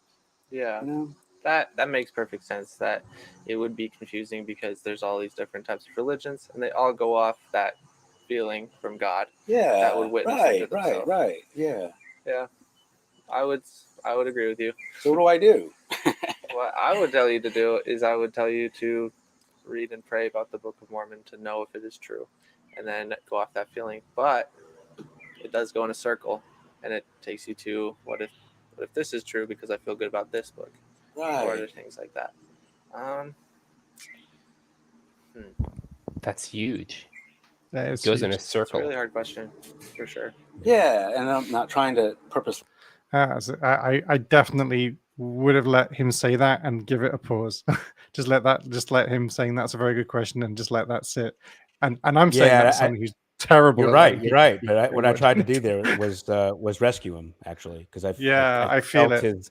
I felt his uncomfortableness, and I tried to rescue him, and I shouldn't have done that. Yep. Yeah, it's a fine line. Stump you. I mean, I think it's a difficult question, and other people I've landed here too with, where what they know really strongly, and they understand that how they know that thing, you could get to a different place, a different religion, and yet they still know it, and they still have it at that same level. I think as well is the clarity that comes with some of the doctrine that we talk about, because a lot of people interpret the Bible in different ways. Sure. And because we believe in prophets on the earth again today, we believe that there's revelation given to prophets from God that clear up a few things. Yeah. And I think those few things, simple truths like after this life will be given, those who had never known the name Jesus Christ or never had the option to learn of him and to accept him in this life will be given that chance after this life. And the truth that infants don't need to be baptized and that they are perfected in Christ because they have no way to sin, or the truth that before this life we were all together and God knew us in a pre-mortal life. Yeah. Simple things that set us apart from, I guess, most other religions. That Definitely feel like comforting thoughts for sure. And I wonder if there's motivation behind the need for those comforts. But yeah, also I guess you could always ask, if those things were not true, would you again, sort of chasing back to the main reason thing a little bit, because it seems like supplementary evidence, but at the same time, I'm not sure really is informing his decision making process, other than it's comforting to think about, I guess. That confirmed to me, just in thinking about things logically, that also adds to that. But I understand that it doesn't prove anything, and it also takes us back to the same. Yeah. It could take me to somewhere else. And I see where you're coming from. I do. It maybe you're at a 7. Mm-hmm. So sorry to interrupt there, but like, is that a dangerous thing to say?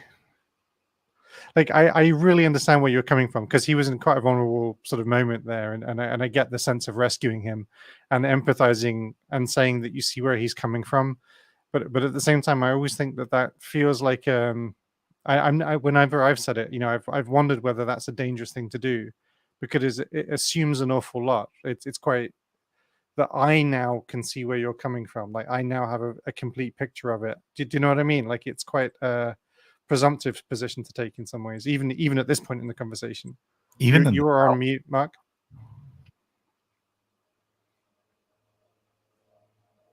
I bet the south of I bet the south of the U.S. is different from the south of England in this regard. Maybe. No, I think I think what you're seeing is what I felt I'm pushing them a little too much, and I just want to hey, we're all we're all on the same team, which we are. We're having a nice conversation. I don't want to there's a certain anxiety that it's necessary to change your belief or views if that is so your inclination, and that's just how it works. But it doesn't need to be, there's no pain, and it shouldn't, be in pain involved or anything like that. So yeah, no, absolutely, I agree with you. And I think like empathizing is really important, but I just think that there might be a slight danger in just saying, I know where you're coming from. It just seems like that's exactly the kind of assumption we shouldn't make, and maybe shouldn't. Yeah, you're right. Maybe you're right. Apply. You're absolutely right. I think it's reflexive. And also, the word aporia is Greek for not really knowing not really knowing where to go from here, not being perplexed, being taken aback, and that is up to a degree uncomfortable. And I think we, of course, there's probably some limit to the amount of discomfort that we are ready to endure in our interlocutor, where we say, okay, maybe this is too much. I think I need to tone it down a little bit. Yeah. But then again, we also need to be ready to endure that, and just, give them the room, because usually people decide for themselves pretty well how far am I willing to deal with this feeling of being uncomfortable. Yeah, I'm basing it on me. Yes. Yeah, you're right. Yeah, Anthony talks about comfortably uncomfortable, which I think is a useful guide if if such a thing can be a useful guide. Yeah, I think it's a difficult thing. Maybe this is the question to ask then is, do you think 7 out of 7 is the appropriate place to be for a belief, any belief, not just your belief, but is 7 out of 7 an appropriate place to be for a belief that when you know how you know that that belief is true, you're on a circle, you're kind of, I believe it, therefore it's true, therefore I believe it, that kind of circle that we've been talking about. It's a great question. Do you think that's a good, appropriate place to be for a kind of a circular belief? Well, I would say no. If it was someone else, I guess, that had an experience that was not like mine. But I would say someone else. The experience that I had with the Spirit changed my life forever. And I think somebody else were different. Yeah, that was huge. That was a great question. I think I wouldn't have asked that question at this point, because I felt like that was maybe, at least I would have felt like I was pushing it a little bit too far, going right to the confidence scale. I think I would have asked, so I would have kept using the outsider test a little bit more. Like, what about someone else who believed in that, who was using, who was also in a circle, like you just said? Can that lead to someone confirming a belief that you think is not true, along those lines? Yeah, no, that's, if I reflect on the way I talk, I ask these questions, sometimes I just get ahead of myself and I go kind of hot. And this is where I kind of I did. And yeah, sticking with the outside. No, but you're right, though. I think I'm agreeing with you. I think sticking with the outsider test in these situations is generally a better rule of thumb, because you're going to get more reflection. You're going to get less defensiveness. It's just a lesser risk activity. And I think and with higher reward. That's the way I see it. I don't like. Right. I'm not sure. I hear what you're saying. I love this conversation. I'm not sure, and the reason I'm not sure is because I think one of the things that this makes me think about is the fact that the distance between a 7 and a 6 on the scale for this gentleman, I think, is infinitely large. Like, the difference between being absolutely confident and showing any signs of unconfidence, like, is just huge. It's like a binary decision at that point. And then where on the scale he is after 6 would be a very difficult thing to determine. But the difference between the 7 and the 6 massive. And I think that, so I suspect that's why I say 6.999. I don't think, but it is. It's the difference between being like binary yes and somewhere on an analog scale, right? And it's interesting. So I think for this gentleman, it's going to be really difficult to hear him make that shift. But I think it might. I'm kind of in favor of kind of presenting it in this way, because I think it forces him to confront the nature of that absolutist narrative. But yeah, I understand what you guys are saying, and now I'm torn on it, so I'm gonna have to think about that some more. Yeah, and I wasn't saying it was wrong. I just thought it was risky, and I personally probably wouldn't have done it. But yeah, and I wouldn't have either. Looking at it, I've got some confidence that you would have at least done it once. Right, I wouldn't done it again. Religion could say The same thing, exactly, word for word. I don't know, but I know that my experience is very sacred to me. Yeah, and I'm not discounting your experience. I'm not. I know you've had that experience. Mm-hmm. I don't mean to discount that experience. Mhm. I'm just thinking that someone like Tony could have a very similar experience. And there's a lot of people who practice Islam or Judaism or you name it. And I just can imagine someone having a very strong spiritual type experience that shows them that that belief is true. And since we're saying that that belief is not true, then it seems for them being at a 7 is maybe not the appropriate place for them to be, because we know that their belief is not true, let's say. Yeah. Since let's just, for sake of argument, we know that their beliefs aren't true. And whether you're Jewish or whether you practice Islam, we know that their belief is not true. And they're saying that they're at a 7 out of 7. And it would seem in their case, it'd be appropriate to be less than a 7 out of 7, maybe a 6.9 out of 7. Okay. And It feels like you're telling him he's wrong. Well, that I try to recover that. I try to recover there. Yeah. I'm trying to set this up. Yeah. And it's also making me wonder whether or not in these outsider tests, maybe we should try and put off mentioning a specific other religion. I've tried in the past to say, like, we can imagine somebody of a different religion thinking this and using it and expressing these same views in the same way. And I wonder if there's some utility in not making it a specific religion, because I think that makes it less. It's more difficult to navigate a non-specific religion, but it's pretty easy to make that position move around as you need it to without really it being a straw man, because you could imagine somebody of a particular religious view holding a particular view a certain way. Just have the interlocutor pick the Well, thing that they think is not true. Ask them, so is there anything that anyone out there believes that you think is just not true, and you're pretty sure about that? It's better form. Yeah, that's true. That's good too. Yeah. So, I mean, do you think is that okay for them, do you think, to reduce their confidence in their belief, or should they? For the sake of argument, say there's a one, like what you're saying is that there's one for sure truth. If hypothetically, let's just assume that, just for the sake of argument, we know that Judaism is wrong and Islam is wrong, and we're not being derogatory. We just somehow we know. Yeah. Right. So there's two religions that are definitely wrong, and there's one that is right. And we're just, for the sake of argument, we know that your belief is correct and true, and theirs is not. And they believe their beliefs at a 7 out of 7. First of all, should they be at a 7 out of 7? And should they be less than a 7 out of 7? I don't know.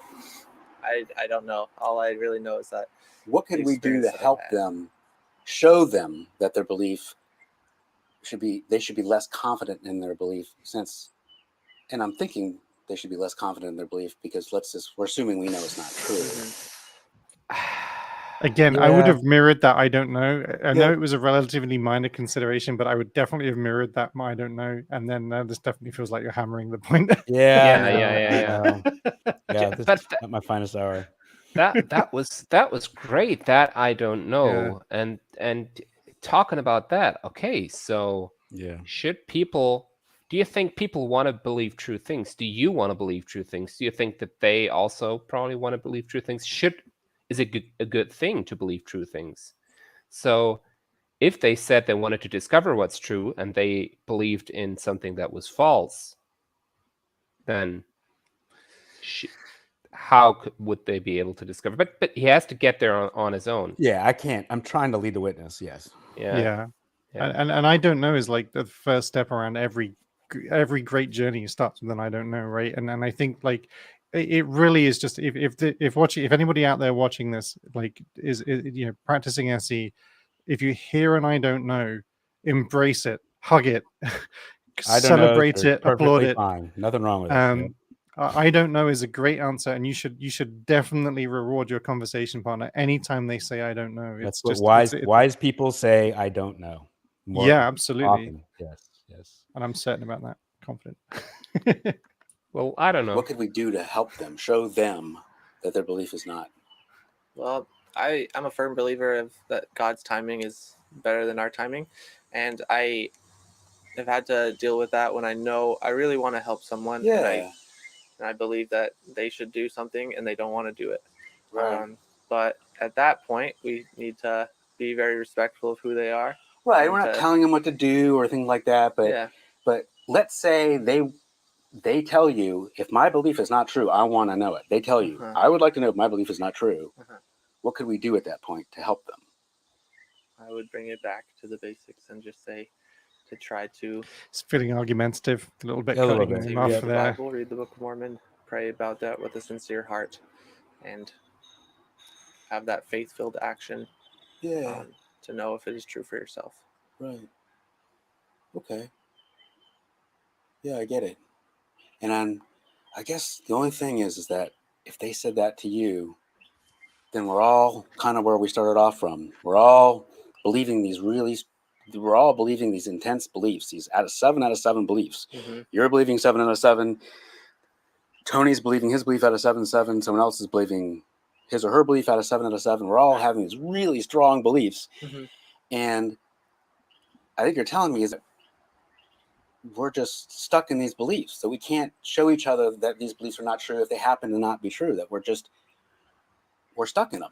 I don't think he's really saying that, and that felt like you were strawmanning his position a little bit there, because he has spoken about the ways in which he's personally become convinced by praying to the Holy Ghost and feeling the Ghost act, the sort of hearing God speak to him and sort of the feeling. So he's sort of Gotcha. Yeah, he's not really saying any of that. Okay. Yeah, I don't want to. That's the last thing I want to do is straw man somebody. So Yeah, good yeah, point. no, I absolutely, I don't. That's not you, but I think this is just sort of you're trying to bring the conversation home a little bit to a position where he can walk away with a conclusion. I think I am. I think I'm trying to yes, maybe give him something to drive home about or walk home. Yeah. Mm-hmm.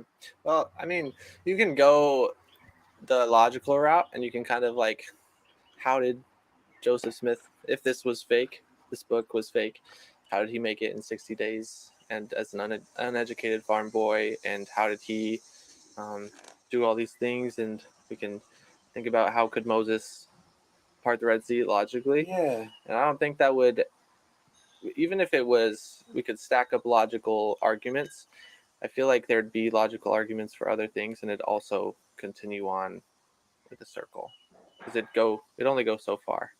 That just means we don't know with extra steps, right? That's just we don't know in a more complicated way. Like you've got your answers, and I'm sure somebody else will tell me some other answers, and I've got to choose a side somehow. So it's just all very confusing. And I guess that's why faith is so needed, and especially because that circle is there, and it's really hard when you're trying to help someone else know something that's true, and they're trying to help you know something that's true. Right. But it just goes in the circle, I guess. Yeah. It's really hard. It is difficult. Mm-hmm. I feel really bad for this guy. Honestly, this is he seems like such a nice guy. He's really struggling to figure it out, and I feel like he's laboring under this idea that he's picked his horse and he's got to stick with it now. And it's like it's kind of where he's at, and he's got to believe it with all his heart, and he's holding on to it. And now you're just like, yeah, I guess we're all doomed. I guess nobody knows anything. This is all pointless. Now this whole conversation's feeling thoroughly deflated. I think we end on a positive note. I think okay, let's push on forward. I'm not nihilistic, all right. I think maybe what I would say about I'm thinking what I could say to Tony if I was talking to Tony and we just somehow knew his belief wasn't true. I would maybe say to him, if I have a belief, this intense belief, and nobody could show me that this belief was incorrect if it happened to be incorrect. And I couldn't even show myself the belief was incorrect if it was incorrect. Then how do you really know that it's true?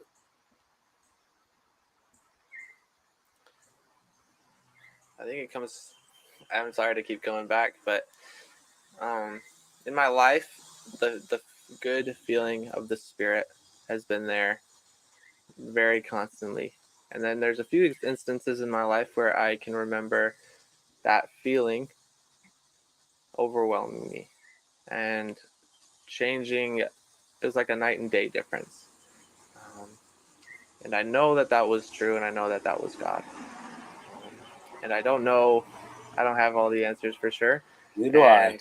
But at no point, and this is one of the interesting things when we talk, we've never really talked about what that feeling is and how he knows that that feeling is God. And that's kind of a thing that I felt has been missing in this conversation.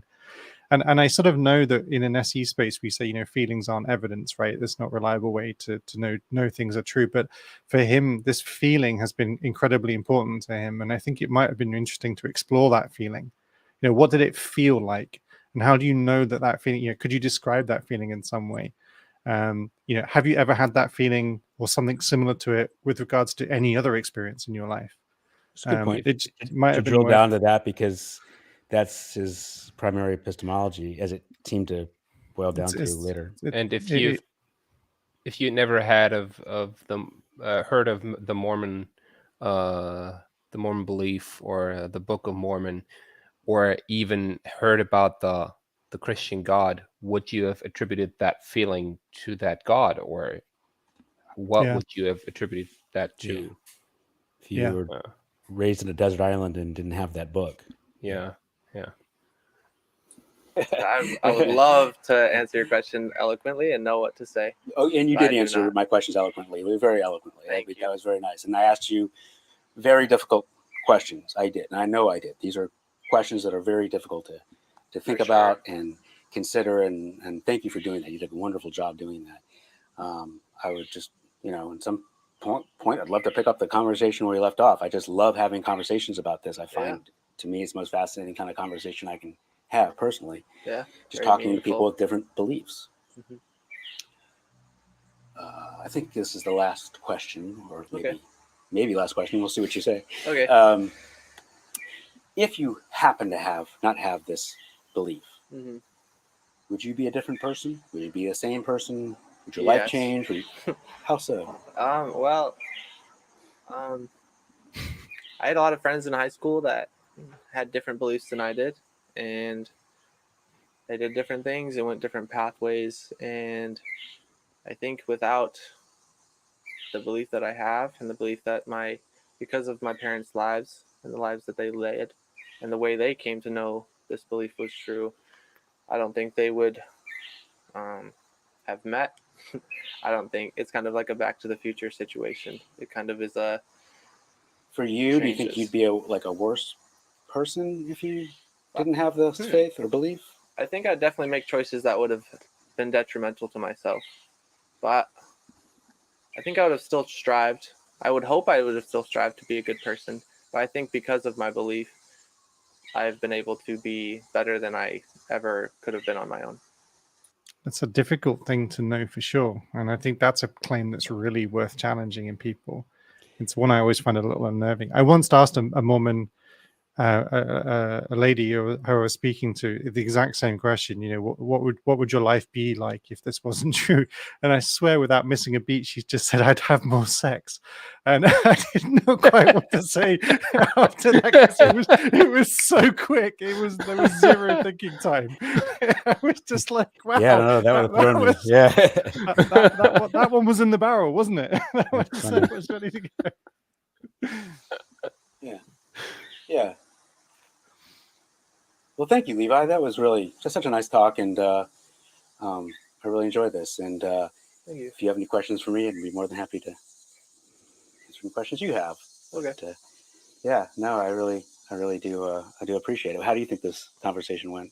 I think I was very stumbly through my words and not very eloquent, but I think you'll find that people are very forgiving. Okay. And because, again, these are some of the most difficult kinds of conversations we can have. For sure. Right? Yeah.